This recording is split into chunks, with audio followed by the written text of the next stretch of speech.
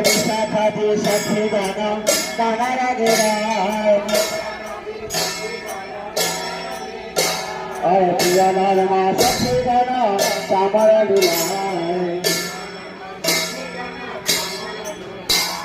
श्रीरा धामा धामा पद सारा सीताराशे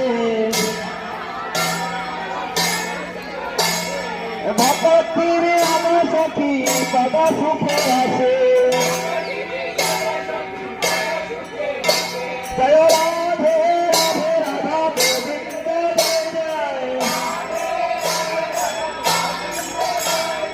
राधे राधा गोविंद जय जय राधे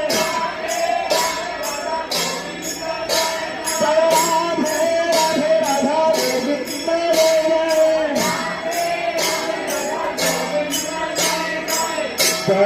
राधारानी जय ब्रजमाला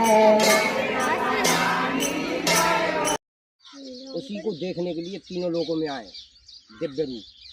उस रूप का नाम क्या है? श्री पहला रूप श्री कृष्ण भगवान, दूसरा रूप श्री मोर भगवान, तीसरा रूप श्री हमारे बांके बिहारी जी। ऐसे रूपों को पहचानो पहले।